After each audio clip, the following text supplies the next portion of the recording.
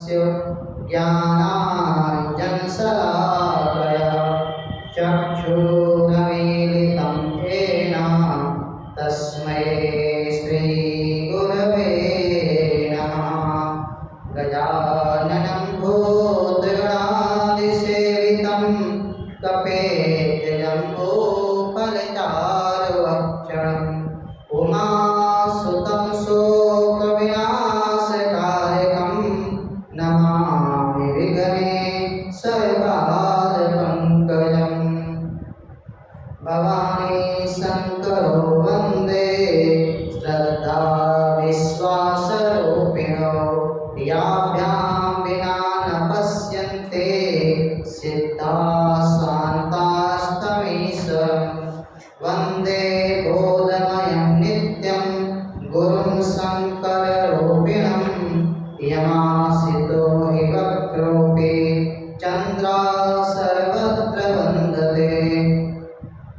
उद्भवस्थितिसंहारकारिणीं क्लेशहारिणीं सर्वश्रेयस्करीं सीतां नतोऽहं रामवल्लभाम्।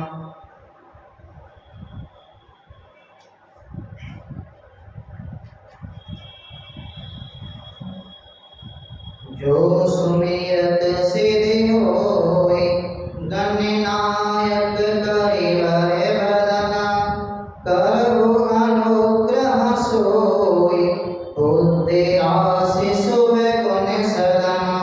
मूक होई बाजार पंगु चढ़ई गिरिवर गहना जासु कृपा सुदया द्रवहु सकल कलिमल दहना। नील सरोरुह श्याम तरुण अरुण पारिज नयना करौ सुमम उरधाम सदा क्षीर सागर शयना। कुंद इंदु समदेह उमारमण करुणा अयना जाहि देन परने करहु कृपा मर्दन मयना। बंदहु गुरुपद कंज कृपा सिंधु नर रूप हरे महामोहतम कुंज जासु वचन रविकर निकर।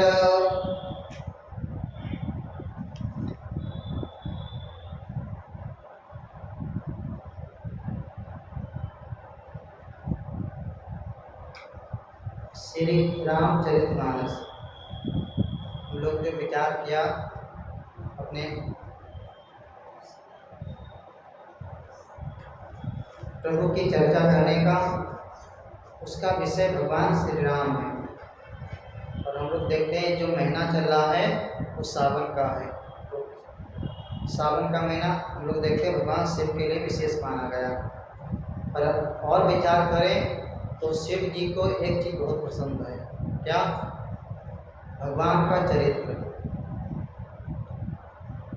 कहते हैं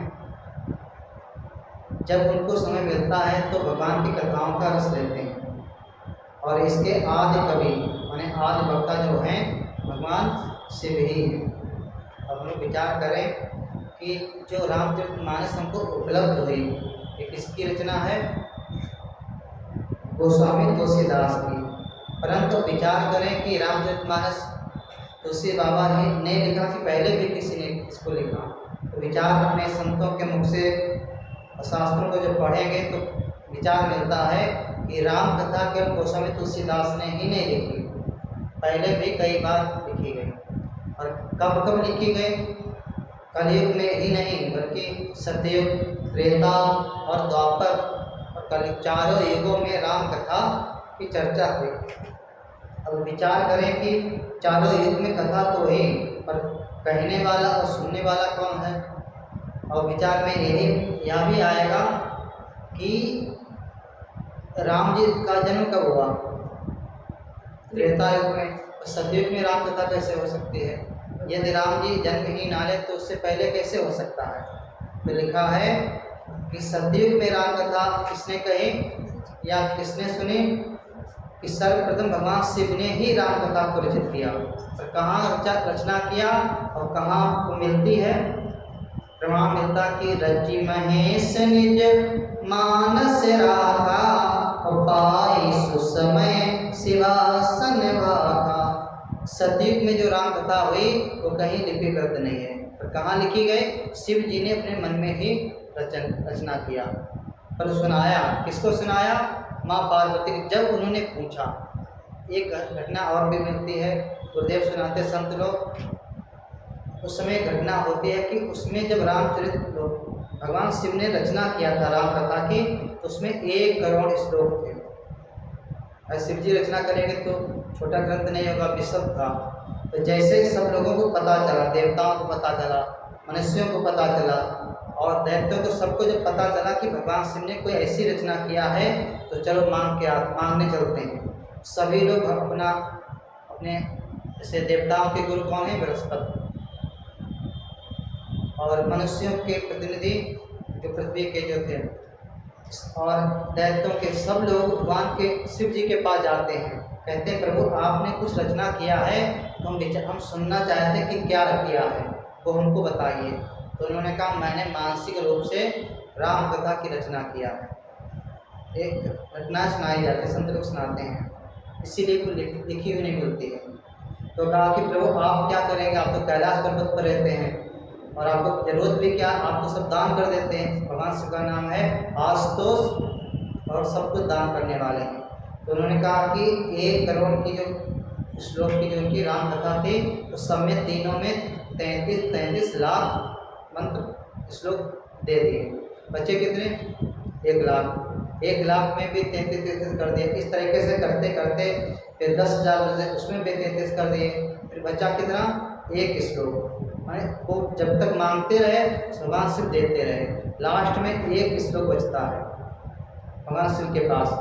तो वो 1 श्लोक में जो नहीं होता है, श्लोकों का सबका अपना चरण होता है। और जो श्लोक था तो उसमें सामान्यतः जो नहीं श्लोक होते हैं तो 32 अक्षर होते हैं।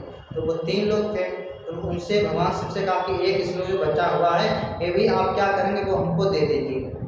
तो भगवान शिव से वो श्लोक को भी 3 भागों में बांट दिया। 10 10 10 बचे कितने? 2 अक्षर। तो उसके बाद सब कुछ ले लिया था भगवान शिव से। उसके बाद फिर भगवान की तरफ ने कहा प्रभु अब 2 अक्षर बचे वो भी हमको दे दीजिए। तो भगवान से बहुत नाराज हो जाते हैं। क्यों? ताकि तुम लोग बहुत लालची हो, अब 2 अक्षर तुम नहीं देने वाले। वो कौन से 2 अक्षर बचे थे? वो राम और नाम, राम नाम ही 2 अक्षर बचे थे। बाकी भगवान शिव ने सब कुछ बांट दिया। तो वही गोस्वामी तुलसीदास जी लिखते शिव जी ने रचना तो किया था, पर उसका कुछ सुनने वाला नहीं मिला। सुनाया समय आने पर माँ पार्वती को। ये कब हुआ था? सतयुग में, जब राम जी का अवतार भी नहीं हुआ था। दूसरा कहा कि जब राम जी का अवतार होता तो उस समय किसने लिखा? वाल्मीकि मुनि जी। वाल्मीकि का जीवन काल देखेंगे तो वाल्मीकि के आश्रम में ही माँ सीता जी रहती हैं। वाल्मीकि ऋषि ही लवकुश को शिक्षित करते हैं। इस घटनाएँ आती हैं कि वाल्मीकि जी ने ही राम कथा का कि समकालीन अगर वक्ता देखा जाए रचयिता तो वाल्मीकि मुनि है। समझ रहे? शिव जी की कथा तो हमको लिखी नहीं मिलती है। तो वाल्मीकि मुनि ने भगवान राम की कथा कब कही? त्रेता युग में। सतयुग में शिव जी, त्रेता युग में वाल्मीकि मुनि। अब युग बदल गया, राम जी भी अवतार लेके अंतर ध्यान हो गए। अब अगला युग आया, कौन सा आया? द्वापर युग। द्वापर युग में किसने राम कथा कही? हम द्वापर युग की घटनाएं पढ़ते हैं तो भगवान के अनेक अवतार होते हैं। उसी में एक अवतार हुआ है वेद व्यास भगवान का। उन्होंने 18 पुराण, जितने ब्रह्म सूत्र, वेदों का संकलन सब कुछ उन्हीं ने ही किया। पर उन्होंने सबकी कथाएं तो लिखी थी। लोग भागवत सुनते हैं, भगवान कन्हैया की चर्चा है, विष्णु पुराण, शिव पुराण, बावन पुराण, मत्स्य पुराण, स्कंद पुराण सब उन्हीं ने लिखा। उसी में एक पुराण आता है, उसी के अंतर्गत उन्होंने राम कथा लिखी। विस्तार से कभी उसकी चर्चा करेंगे। तो उसमें 65 अध्याय हैं, उस पर उन्होंने राम जी की चर्चा थोड़ा विस्तार से किया। जैसे भागवत पढ़ेगा तो कन्हैया की चर्चा विस्तार से है, और बाकी सभी अवतारों की संक्षिप्त में। तो उसमें भगवान राम की चर्चा विस्तार से किया, वो कुल 65 अध्यायों में है। तब वहाँ पर उन्होंने एक नया नाम दिया। उनके शिष्यों ने कहा कि आपने राम की चर्चा तो की है, पर इसको वाल्मीकि जी ने लिखा था तो किसी के नाम से नहीं ग्रंथ में जाता, तो उनका वाल्मीकि रावण बोलते हैं। आपने जो लिखा है तो इन्होंने कथाओं पर ज़्यादा विस्तार नहीं किया, ताकि भगवान की चर्चा तो करेंगे पर जो मेन रहस्य हैं उनको उद्घाटित करेंगे। तो वहाँ लिखा गया कि उसका नाम पड़ गया अध्यात्म रामायण। अब विचार करो कि वेद व्यास भगवान की जो रचना है उसको अध्यात्म रामायण के नाम से जाना जाता है। द्वापर युग में किसने रचना किया? व्यास जी ने। और ग्रंथ का क्या नाम पड़ा? अध्यात्म रामायण। अब कलयुग में भी करना। अब विचार यहाँ पर ये करेंगे हम लोग कि देखो राम कथा तो सब कहीं हर युग में हो रही, पर समय के साथ हम लोग कहते हैं पहले लोग पढ़े लिखे आज भी हैं, पर दूसरी तरीके से शिक्षा प्राप्त कर रहे हैं। पहले जितने भी ग्रंथ हैं संस्कृत में हैं, अध्यात्म रामायण है वो भी संस्कृत में है, वाल्मीकि रामायण है वो भी संस्कृत में, पर अभी तक कोई ऐसा महापुरुष नहीं आया जो हिंदी भाषा में लिखे। अब हम लोग देखते हैं कि कोई भी अगर ग्रंथ पढ़े और समझ में ना आए, अगर अंग्रेजी की किताब किसी को दे दो, पढ़ना ना आता तो क्या होगा? तो फिर उसके लिए तो बेकार ही है। तो कलयुग में भी एक अवतार हुआ, हम तो अवतार ही मानेंगे। कहते हैं जो वाल्मीकि मुनि जो नहीं थे वही तुलसीदास जी बन के आते हैं। एक अधूरा काम का शेष रह गया था, तो उन्होंने गोस्वामी तुलसीदास के रूप में एक अवतार लिया कलयुग में आके। तो वहाँ देखते हैं कि उन्होंने अपनी रामायण जो वाल्मीकि रामायण थी उसका आधार तो कथाओं का लिया, और जो अध्यात्म जो मार्मिक प्रसंग है, जो गहन प्रसंग है, उसका अंश अध्यात्म रामायण से लिया। कथाएं तो सबको पता है, हमको भी पता है, सुनते ही रहते, पर उसमें जो तत्व है, जो गहन संदेश है, वो अध्यात्म रामायण से लिया गया। तो गोस्वामी तुलसीदास जी ने एक रचना किया, मैंने राम कथा लिखी, और उसका नाम क्या पड़ गया? रामचरित मानस। अब देखो, अब विचार फिर करो, सतयुग में शिव जी ने, त्रेता युग में वाल्मीकि मुनि ने, द्वापर में वेद व्यास भगवान ने, कलयुग में तुलसीदास भगवान गोस्वामी तुलसीदास जी ने राम कथा इस तरीके से विचार करो। राम कथा चारों युगों में हुई, कि कोई भी युग ऐसा नहीं रहा जब राम कथा ना हुई। अब यहाँ विचार किया जाएगा, तुलसीदास जी से पूछा गया कि देखो इतने लोग लिखने वाले हैं, पहले भी लिखी गई, एक कारण तो हम लोग समझ गए अपनी बुद्धि से, क्योंकि पहले की जितनी रामायण है वो हमको आसानी से समझ में नहीं आएंगे, गहन है, मार्मिक प्रसंग है, सब कुछ है, पर हमारे लिए उतना उपयोगी नहीं है कि श्लोक पढ़ेंगे तो हिंदी पढ़ेंगे, और सामान्य जन जिस भाषा में समझ सके वही तो सबके लिए उपयोगी होगा। तो उन्होंने एक जन सामान्य भाषा, कौन है जो रामायण किस भाषा में लिखी गई? अवधी भाषा में, अवधपुरी में नहीं है, हम लोग उत्तराखंड में उत्तर भारत में रह रहे हैं, तो उन्होंने अवधी भाषा में इसको लिखा। माने एक हिंदी हरियाणा भी हिंदी है, भोजपुरी भी हिंदी है नहीं, थोड़ा शब्दों में अंतर, हिंदी ये भी है, रे अवधी भाषा इसको बोलते हैं। तो तुलसीदास जी ने लिखा, एक श्लोक पढ़ते हैं उससे समझ में आएगा। जब इन्होंने लिखना प्रारंभ किया तो विचार अपना दिखाया कि देखो पहले भी लिखी गई, हम भी लिख रहे हैं। और प्रसिद्ध श्लोक है, इसी मंगलाचरण में आता है, नाना पुराण निगमाकम सम्मतम यत् रामायणे निगतम कचित अन्य तोपि शांता सुखाय तुलसी रघुनाथ गाथा भाषा निबंध मत मंजुल मातनोति।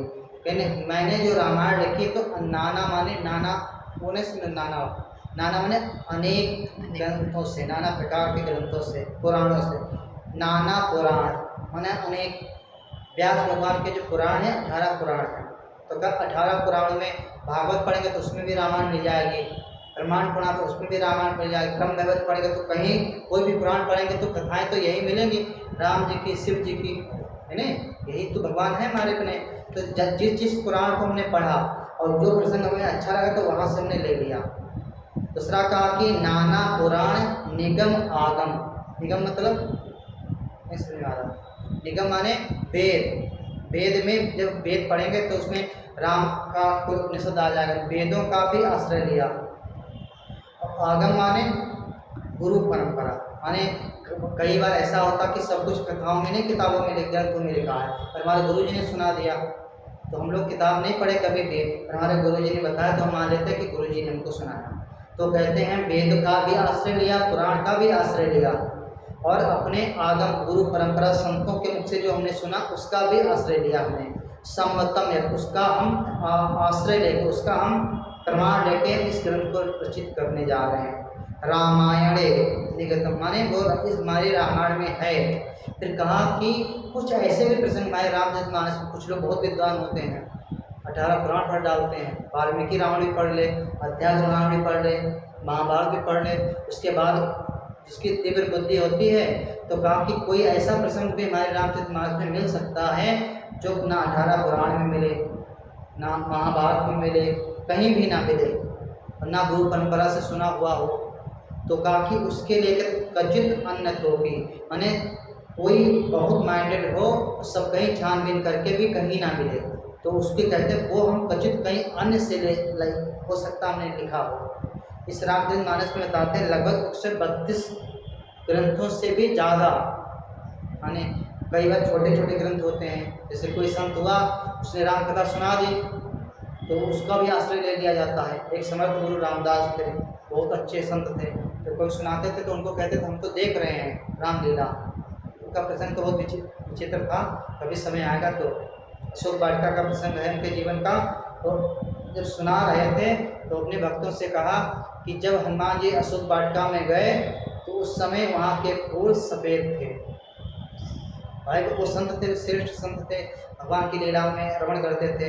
तो हनुमान जी लोग सुनते जहाँ जहाँ राम कथाएँ होती हैं हनुमान जी प्रकट वहाँ रहते हैं छुपे हुए। तो एक दिन हनुमान जी भैया वहाँ प्रकट हो गए, तो कहा कि नहीं नहीं सफ़ेद नहीं थे, वहाँ तो लाल फूल थे। बड़ा प्रसंग है, तो विस्तार से लेंगे जो कहना चाहते। तो उन्होंने कहा कि नहीं नहीं सफ़ेद ही थे। तो हनुमान जी ने जो छुपे हुए थे कहा कि तुम गए थे अशोक वाटिका कि हम गए थे। तो बदल हनुमान जी अपने असली रूप में भी आ जाते हैं, और तब भी उनका मतभेद नहीं खत्म होता कि नहीं हमको जो दिखाई दे रहा है अशोक वाटिका में फूल वो सफ़ेद ही हैं, और आप कह रहे हैं कि लाल थे, और दोनों में मतभेद हो गया। अब इस बात को समस्या को दूर करने के लिए माँ सीता को बुला, सीता जी भगवान को आना पड़ा, राम सीता भी प्रकट हो गए वहाँ पर। सीता जी से पूछा गया कि बताओ वहाँ सफ़ेद फूल थे कि लाल फूल थे। सीता माने का ना सफ़ेद थे ना लाल थे, नीले फूल थे। एक समस्या और बढ़ गई वहाँ। तो राम जी को बुलाना पड़ा, राम जी आ गए थे। तो कहा कि 3 लोग हैं और तीनों लोग अलग अलग तरीके से बात कर रहे हैं। संत कह रहे हैं सफ़ेद थे, हनुमान जी कह रहे लाल थे, माँ सीता कह रहे हैं नीले थे। अब राम जी निर्णय दिया, कहा कि जिसकी जैसी दृष्टि होती है वो ऐसा ही देखता है।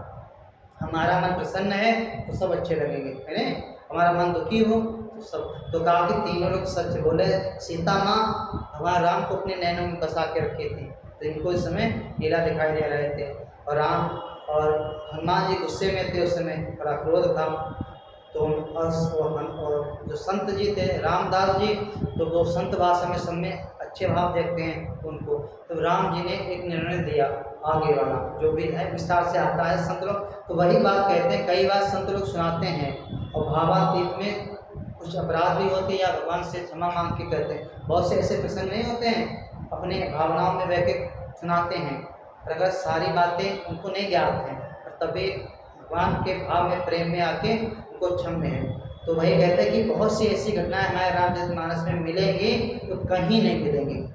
और ये एक अपराध हो जाता है कि किसी एक संत ने सुनाया, किसी दूसरे ने दूसरा सुनाया, तो हम लोग लड़ जाते हैं कि गुरुजी हमारे ने ऐसा सुनाया था और आपके गुरुजी ने ऐसा सुनाया। तो वही बात कह रहे हैं कि नाना पुराणों से मिलेगा, तो बहुत सी चीज़ें हो सकता ना मिले। एक घटना बता देते हैं, इसमें एक कथा आती है प्रतापवान की।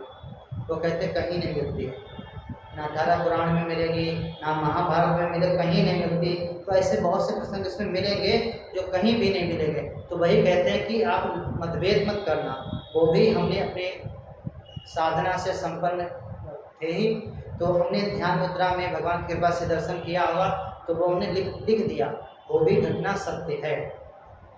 दूसरा अब लास्ट में कहते हैं हाँ, ये दो बातें समझ में आ गई। फिर कहा कि रामायण कोई एक इतना ही है। रामायण जब पढ़ेंगे हम लोग आगे तो मन में हमारे आने लगता है विचार कि रामायण इतनी ही है।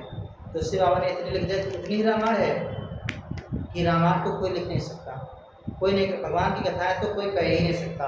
इसीलिए रामायण में एक चौपाई आती कि हरि अनंत हरि कथा अनंता, कहाँ सुनहि बहुविध सब संता। संत लोग अपनी मति से समुद्र में जल तो था है, कोई जितना पात्र लेके जाएगा उतने तो ले पाएगा। ये क्वेश्चन को आगे विस्तार से लेंगे हम लोग। तो कहते हैं कि रामायण सत कोटि पार, जितने संत लोग हुए उन्होंने अपने अपने विचार लेखनी चलाई और भगवान की कथाएं सुनी, लिखा भी और उनका सम्मान भी हुआ। ऐसा नहीं कि किसी ने कहा कि तुम्हारी गलत रामायण है। जो अपने बाबा कुछ चीज़ें बहुत प्रसिद्ध हो गई, जैसे तुलसी रामायण है। हम लोगों को इससे प्रसन्न है कि इसमें ज्ञान का भी पुट है, कथाओं का भी पुट है, मर्यादित भी है। इस लोग को फिर आगे लिखा पूछ लिया गया कि तुलसी बाबा से क्यों लिखना चाह रहे हो, तो कहा शांता सुखाय तुलसी रघुनाथ गा, कि उन्होंने कहा बहुत अच्छा लगता है भगवान की चर्चा सुनना करना। जो सुनने का प्रेमी होगा वही बोलने का भी होगा। बहुत लोग नहीं होते हैं, सुनना तो चाहते हैं तो बोलना नहीं चाहते, कुछ लोग बोलना जानते हैं सुनना नहीं प्रेमी होते। तो कहा कि हम सुनने के भी प्रेमी हैं और भगवान की कथा कहने के भी प्रेमी हैं। तो शांता सुखाय तुलसी, तुलसी बाबा कहते हैं कि मैं अपने सुख के लिए भगवान की कथा लिख रहा हूँ। भाषा निबंध मति मंजुल मातनोती, वही निबंध करने जा रहा हूँ अपनी भाषा में, और जिससे हमारे मन को शांति और आनंद प्राप्त हो। मैंने एक बेसिक परिचय दिया गया इस श्लोक में, विस्तार से देखेंगे। एक तो ये विचार लो कि राम कथा चारों युगों में, तुलसी बाबा ने अपने सुख के लिए लिखा। अब ये भी विचार करो, विचार करते फिर आगे विचार करेंगे। अभी अब कोई भी ग्रंथ हम लोग लिखते हैं या पढ़ते हैं तो उससे पहले विचार किया जाता है कि 3-4 चीज़ों का। हम लोग शास्त्र की भाषा में कहते हैं अनुबंध चतुष्टय। तो एक विचार करते हैं, फिर हम लोग आगे जैसा विचार होगा देखेंगे। एक होता अधिकारी, एक विषय, एक संबंध और एक प्रयोजन। कोई भी ग्रंथ जिसे कौन किसका अधिकारी है, इस राम कथा के सुनने के अधिकारी कौन है। जैसे गीता जी पढ़ेंगे, कोई भी ग्रंथ पढ़ेंगे तो उसका कोई अधिकारी है। तो ताकि इस राम कथा के केवल वही अधिकारी हैं जो सत्संग से प्रेम करते हैं, भगवान की कथाओं से प्रेम करते हैं, वही राम कथा के अधिकारी हैं। इसमें दिखा देते हैं, वहाँ पर प्रसंग आता है। तुलसी बाबा कहते हैं जे गावहि यह चरित संहारे, ते यही ताल चतुर रखवारे। जो प्रसंग आएगा विस्तार से। सदा सुनहि सादर मन लाई, ते सुरवर मानस मानस अधिकारी। सदा सुनहि सादर नर नारी, ते सुरवर मानस अधिकारी। सरोवर की संज्ञा दे, राम कथा के केवल वही अधिकारी हैं, वही यहाँ पर आने के अधिकारी हैं। दोनों का यहाँ है, जो सुनाने का अधिकारी कौन है और सुनने का अधिकारी का। सदा यानी 1-2 दिन नहीं सुनते हैं, जब जब उनको मौका मिलता है तो वो सुनते हैं, उसमें गोता लगाते हैं। फिर किसमें, इस सरोवर में, इस कथा के ज्ञान गंगा में। कौन है, सदा सुनहि। तो कैसे सुनते हैं, सादर प्रेम पूर्वक भगवान की कथा सुनते हैं, नर और नारी, स्त्री या पुरुष। तेईश्वर मानस अधिकारी, वही इस राम कथा के अधिकारी हैं, या रामचरितमानस केवल उन्हीं के लिए है। ऐसा नहीं कि जो अधिकारी नहीं है वो आ जाएगा उसको लाभ नहीं मिलेगा, मिलेगा उसको भी, पर जितना लाभ मिलना चाहिए उतना नहीं मिलेगा। एक और चौपाई आती, अनेकानेक चौपाई बनती हैं, आगे भी विचार करेंगे इसमें।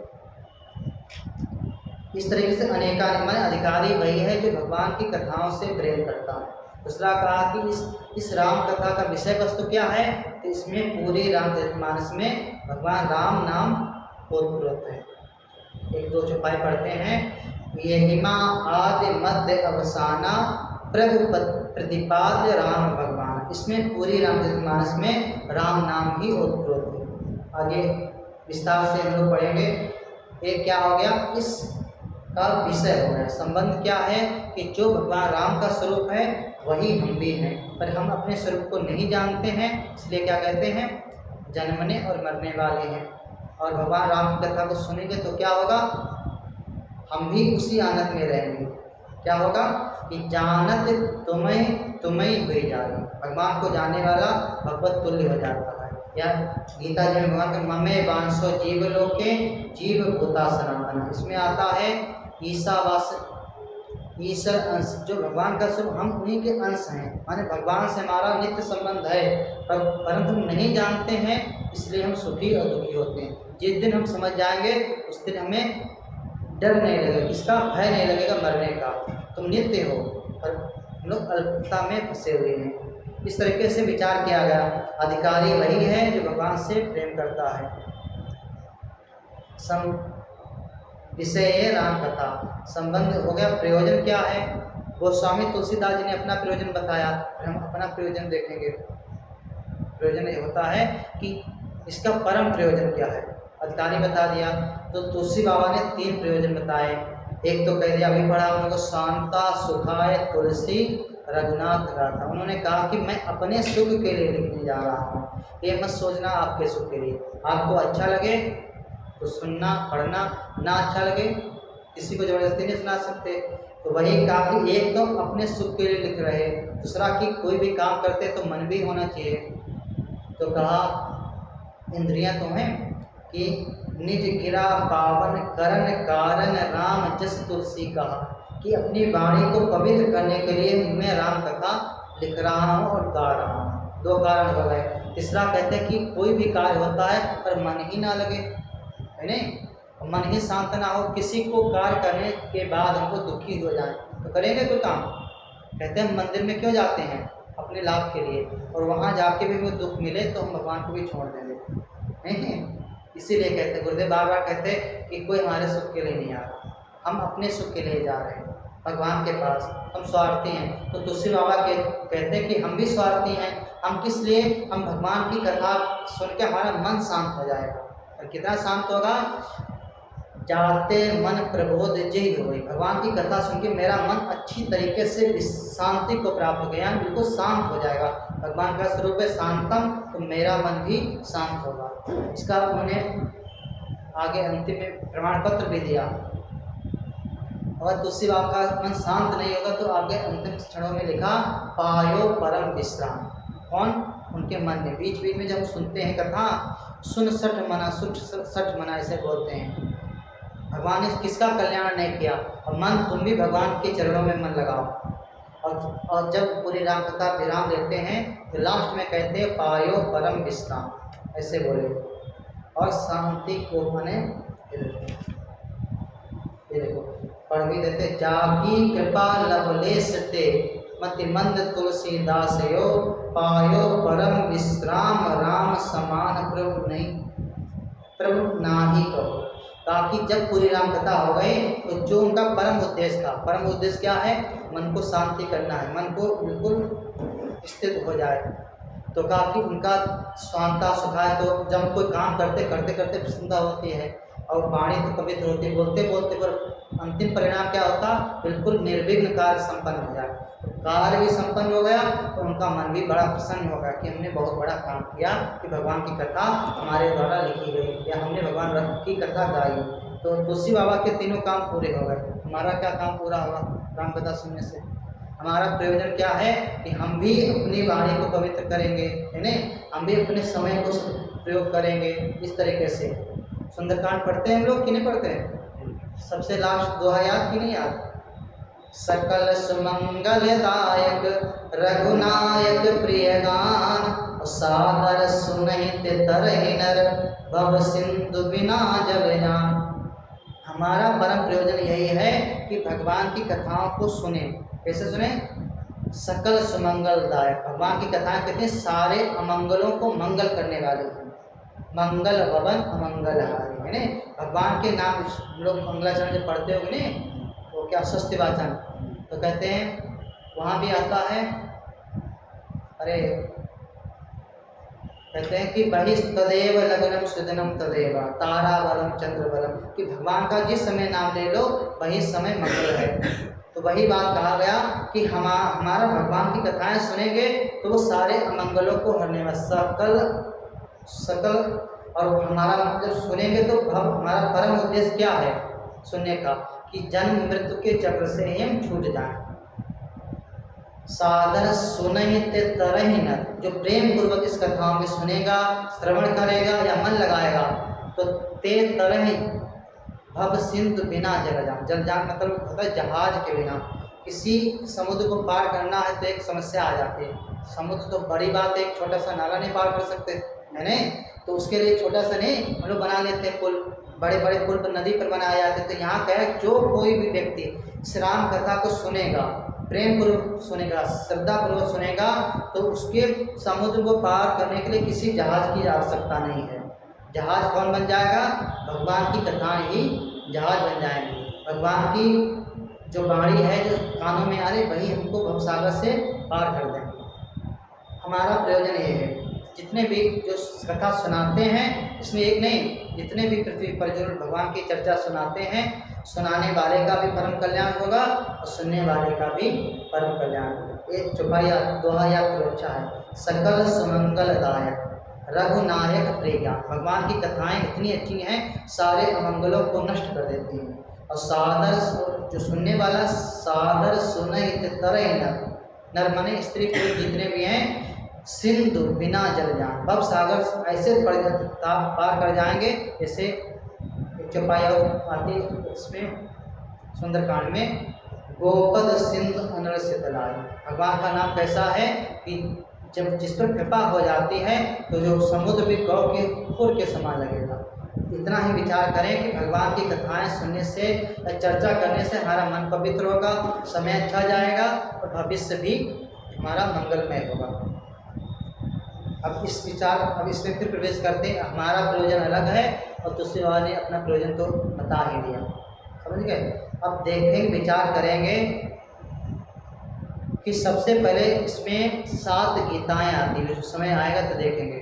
सबसे पहले अगर कोई भी चीज़ हम प्राप्त करते हैं अपने जीवन में तो किसके माध्यम से प्राप्त करते हैं। बचपन में जन्म लिया तो सबसे पहले हमको ज्ञान किसने दिया, बुआ, माँ, पिता, फूफा, ये सब लोग नहीं, जो आसपास के लोग होते हैं। तो कहते हैं माँ बाप हमारे पहले गुरु हो गए।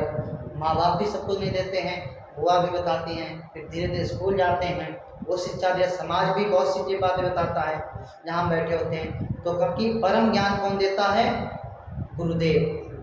एक शिक्षा गुरु होता है, दीक्षा गुरु होता है। स्कूली जो शिक्षा है वो तो लौकिक शिक्षा से सिखाई जाती है, और जो यहाँ संत लोग बताते हैं उनको गुरु बनाते हैं और तो आध्यात्मिक शिक्षा देते हैं। तो गोस्वामी तुलसीदास के भी 2 गुरु थे, है ना, 2 सुगुरु, माने सबके नहीं होते। उन्होंने मंत्र कहीं और लिया था और ज्ञान प्राप्त कहीं और किया था। तो विस्तार से हम लोग आगे बढ़ेंगे। तो उन्होंने पहले नंबर में जो कहना चाह रहे हैं, इसमें रामचरितमानस में 7 गीताएं हैं और बहुत ही प्रसिद्ध हैं। जिससे एक हम लोग जानते हैं कौन सी गीता है, श्रीमद् भगवद गीता। वो कहाँ से, वो भगवान कृष्ण ने अर्जुन को सुनाया था। पर इसमें भी गीता का मतलब ये समझो कि कोई ऐसा प्रसंग है जो बहुत ही मार्मिक है। तो जो शुरुआत में जो हम लोग नहीं पढ़ते, बंदहु गुरुपद पद्म परागा सुरुचि सुभाष सरस अनुरागा, ये जो गीता, ये श्लोक, ये चौपाइयाँ हैं, ये गुरु गीता के नाम से प्रसिद्ध है। दूसरी गीता आती है, अभी इसी कांड में आएगी, बाल कांड में, शिव गीता, जो शिव जी ने माँ पार्वती को सुनाया, वो शिव गीता के नाम से प्रसिद्ध हुई।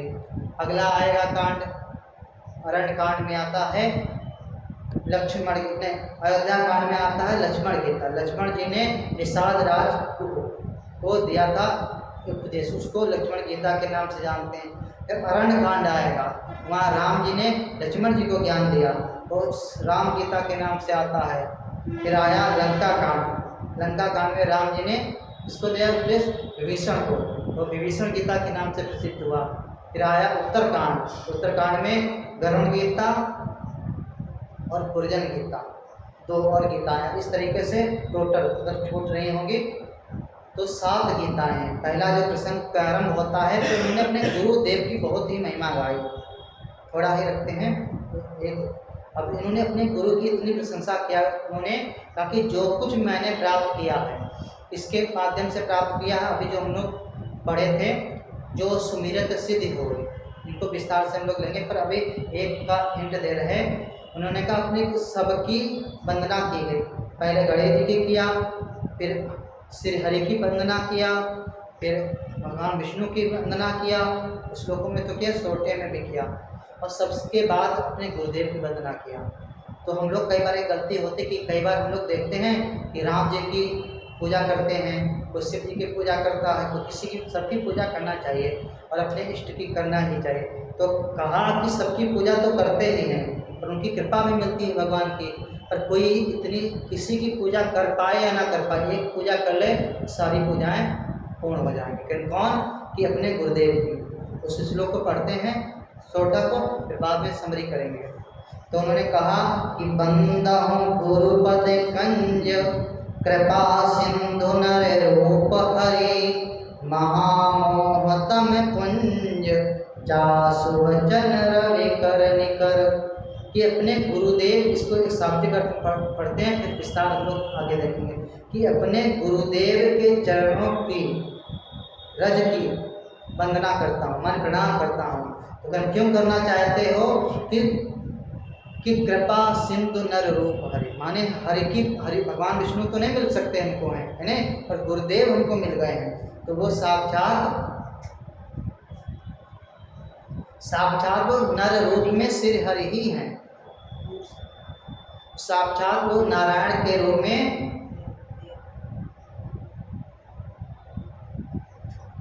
साक्षात भगवान विष्णु के अंश के रूप में हमारे नर रूप में श्री हरि ही हैं। हम लोग पढ़ते नहीं हैं गुरु ब्रह्मा गुरु विष्णु, ताकि उस ब्रह्मा विष्णु को तो नहीं देखा पर गुरु को देखा। गुरु देखने से हमें क्या प्राप्त हो रहा कि भाई हमारे परमात्मा सब कुछ हमारे भाई हैं। तो इस पर ध्यान होगा कि बंदहु गुरुपद कंज, गुरु की चरणों की वंदना करता हूँ। फिर क्यों करते हैं? कृपा सिंधु नर रूप, वो साक्षात मन नारायण स्वरूप ही हैं और साक्षात नर रूप में श्री हरि ही हैं। समझ रहे? कृपा सिंधु, देखो विशेषता बताएगी कि उनका स्वभाव कैसा है, कृपा के सागर है, और स्वरूप कैसा है, नर रूप में श्री हरि ही हैं। अच्छा, गुरु जी का नाम तो बता दिया, गुरु जी का सब कुछ बता, स्वरूप भी बता दिया, पर गुरु जी करते क्या हैं, है नहीं? तो गुरु जी के कार्य के बारे में तो कोई कह ही नहीं सकता, तो कल हम लोग विस्तार से देखेंगे। तो यहाँ तुलसी बाबा ने क्या कहा कि हमारे गुरुदेव बहुत ही करुणामयी हैं। फिर क्या करते हैं, जैसे एक माचिस की तीली जलाते हैं तो क्या निकलता है? प्रकाश, चिंगारी तो थोड़ा निकलेगी, प्रकाश निकले सारे अंधकार को निकल जाती है। तो हमारे गुरुदेव भी क्या करते हैं कि महामोहतम कुंज जासु वचन रवि कर निकर। जब हमारे गुरुदेव हमको ज्ञान देते हैं, सत्संग सुनाते हैं, स्वाध्याय कराते हैं, तो हमारे अंदर अनेक अंधकार की नासमझी पड़ी हुई है, तो वो हमारे अंदर उनकी वाणी को सुनते ही वो अज्ञान छटता हुआ चला जाता है। कितना छट जाता है, दृष्टांत देंगे तभी तो। एक कमरे में घोर अंधेरा और वहाँ पर प्रकाश, वहाँ पर अंधकार भगाना है, तो क्या करोगे? माचिस की तीली जलाएंगे और सब नष्ट हो जाएगा। तो वही कहते हैं, जैसे कोई दीपक जलाए कमरे में तो थोड़ा अंधकार साफ हो जाएगा, उजाला तो आ जाएगा, पर सूर्य का प्रकाश आ जाए तो फिर किसी चीज़ की जरूरत ही नहीं। तो कल गुरुदेव हमारे वैसे ही, उनकी वाणी वैसे ही है कि महामोह, हमारा अंधकार जो कमरे का अंधकार, ऐसा नहीं कहते काल कोठरी में पहुंच गए, तो हमारे अंदर का जो अंधकार है माचिस की तीली से खत्म होने वाला नहीं है, हमारे अंदर घोर अंधकार है। महामोह तब पुंज, हमारे अंदर इतना अंधकार है कि हमारे, और गुरुदेव की वाणी कैसी है? सूर्य के प्रकाश की तरह है कि जासु वचन रवि कर निकर। गुरुदेव की जहाँ वाणी सूर्य की तरह प्रकाशित करती है, तो हमारे अंदर का जो तम है, अंधकार है, वो सहज ही नष्ट हो जाता है। इसका इतना ही शाब्दिक अर्थ देखते हैं और विस्तार से इसको एक बार फिर पढ़ लो, फिर विराम देते हैं कि बंदहु गुरुपद कंज कृपा सिंधु नर रूप हरि महामोहतम कुंज जासु वचन रवि कर निकर। बंदहु गुरुपद पद में परागा सुरित सुवास सरस अनुरागा अमी अमूरी में चूरन चारो समन सकल भव रुचि परिवारो। जो हम श्लोक जो चौपाइयाँ पढ़ रहे हैं ये गुरु गीता के नाम से ही प्रसिद्ध है और बहुत गहन है। हम लोग आगे का कल विस्तार से चर्चा करेंगे।